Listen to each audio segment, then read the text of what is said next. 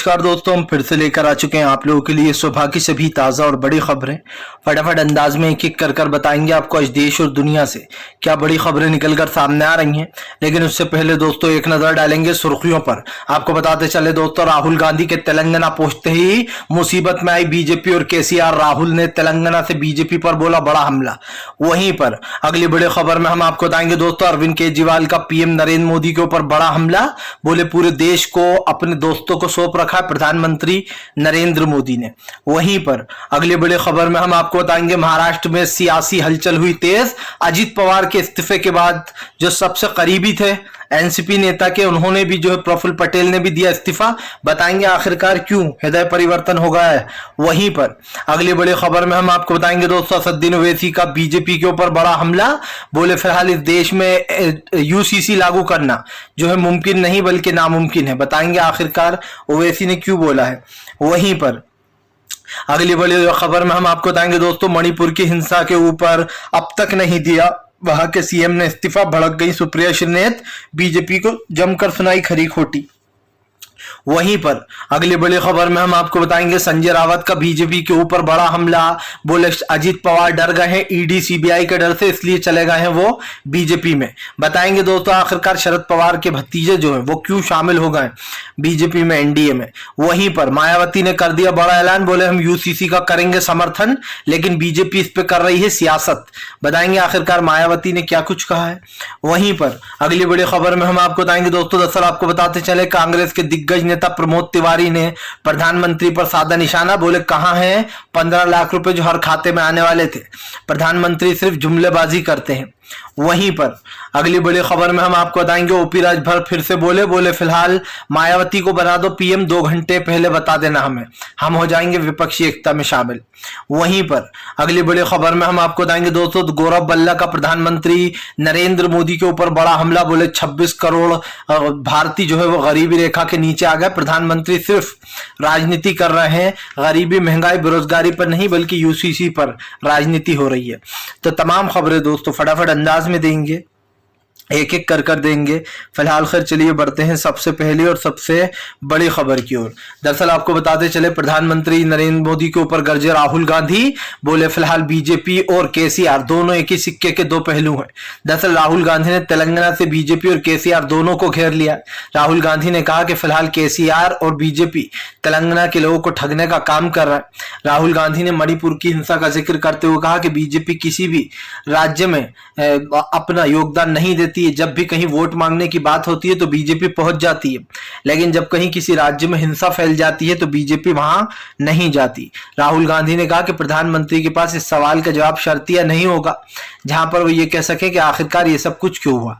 आप भी जानते हैं दोस्तों कि फिलहाल इस वक्त देश की राजनीति काफी अलग रुख पर चल रही है, और ये रुख कहता है कि फिलहाल इस वक्त राजनीति का गेम ही कुछ और हो चुका है।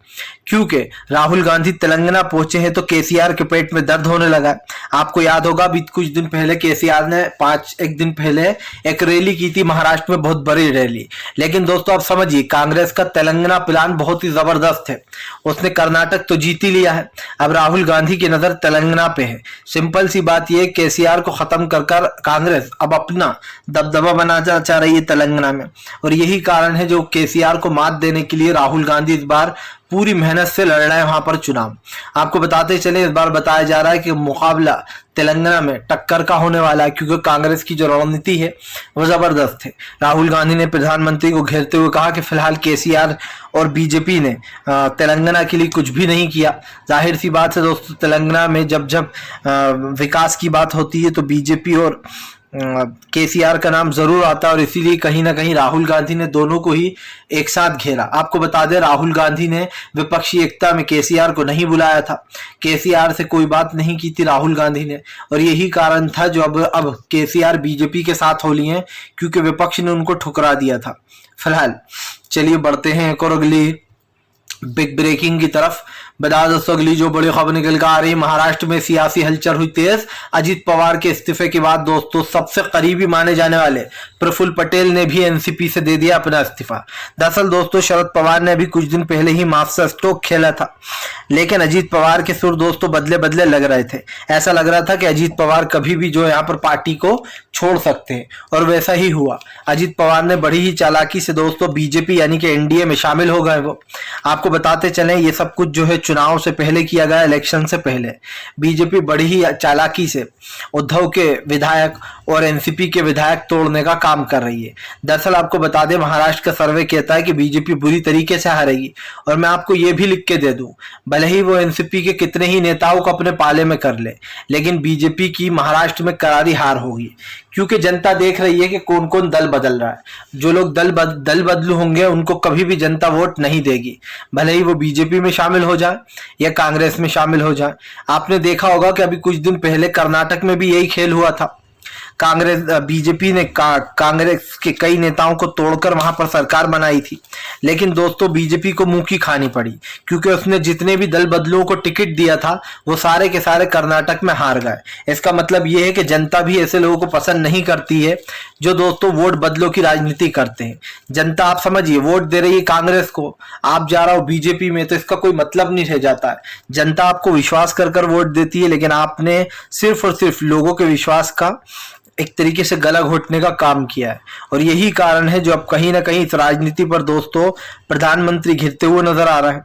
आपको बताते चले अब शरद पवार कहीं ना कहीं एक मास्टर स्ट्रोक खेलने वाले, क्योंकि सब जानते हैं बहुत जल्दी चुनाव आने वाले हैं महाराष्ट्र में। हालांकि बीजेपी इनसे भाग रही है, इलेक्शन कराने से भाग रही है माना जा रहा है, लेकिन आपको बताते चले इस इलेक्शन के आते हुए बीजेपी को मुसीबतों का सामना भी करना पड़ेगा। भले ही बीजेपी ने इस वक्त दोस्तों शरद पवार के कई विधायकों को अपने पाले में कर लिया है, लेकिन मामला आप समझिए इतना आसान नहीं है जितना बीजेपी को लग रहा है।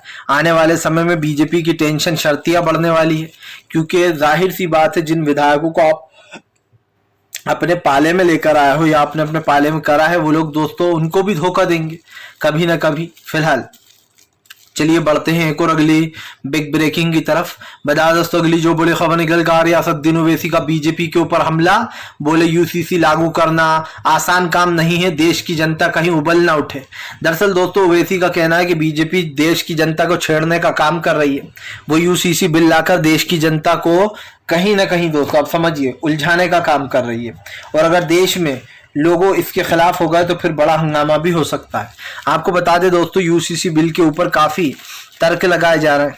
कई लोग ये जानना चाह रहे हैं कि आखिरकार यूसीसी बिल का क्या होना है, इस बिल में किस तरीके की चीजें होंगी, और खास कर दोस्तों सबसे बड़ी बात, इस बिल में जो फैसले लिए जाएंगे वो किस तरीके के होंगे, टर्म्स एंड कंडीशन क्या होंगी। इस चीज को लेकर बीजेपी घिरी हुई है।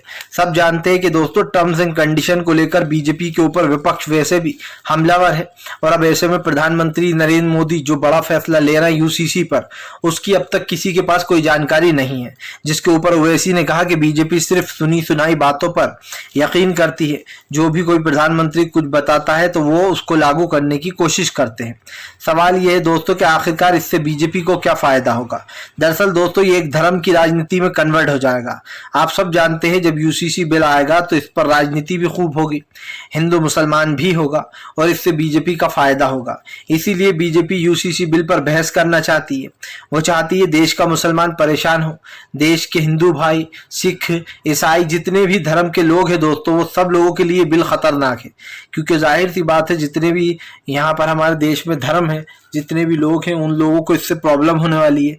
सिर्फ मुस्लिमों को ही नहीं, सिखों को, हिंदू भाइयों को, और तमाम उन लोगों को दोस्तों जो कहीं ना कहीं अपने धर्म के हिसाब से चलते हैं। तो ये कहना गलत नहीं होगा कि बीजेपी का ये दाव कहीं उन पर ही उल्टा ना पड़ जाए। फिलहाल चलिए बढ़ते हैं एक और अगली बिग ब्रेकिंग की तरफ। बता दोस्तों अगली जो बड़ी खबर निकल कर आ रही है, अरविंद केजरीवाल का प्रधानमंत्री नरेंद्र मोदी के ऊपर बड़ा हमला। बोले मोदी जी देश का पैसा ऐसे लुटा रहे हैं जैसे इनका अपना पैसा हो। दरअसल दोस्तों अरविंद केजरीवाल ने फिर से प्रधानमंत्री को घेर लिया।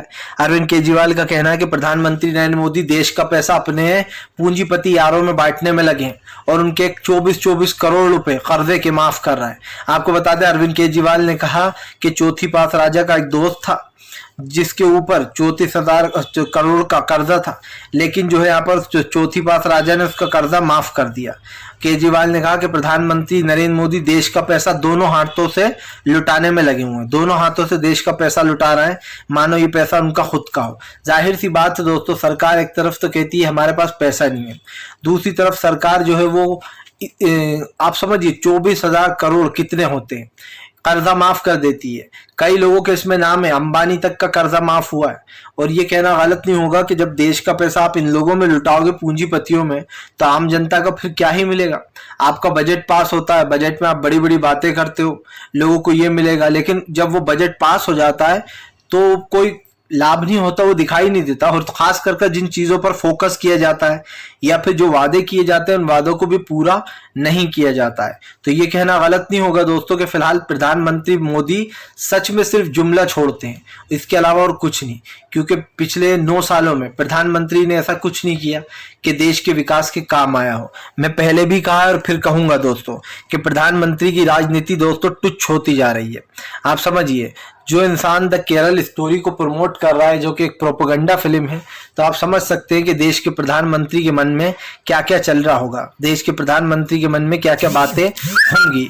और ये बात बिल्कुल सच है कि फिलहाल इस वक्त प्रधानमंत्री समझ नहीं पा रहे हैं कि देश का पैसा वो किन पर लुटा रहा है। चलिए बढ़ते हैं एक और अगली बिग ब्रेकिंग की तरफ।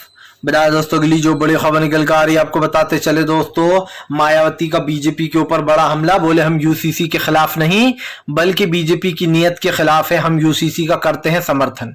दरअसल दोस्तों, उद्धव ठाकरे के बाद अब मायावती ने भी कह दिया है कि वो यूसीसी बिल का समर्थन करेंगी। आपको बताते चले, मायावती ने कहा कि यूसीसी बिल लागू करने में कोई प्रॉब्लम नहीं है, इससे देश का फायदा ही होगा, लेकिन यूसीसी बिल में क्या टर्म्स एंड कंडीशन होंगी।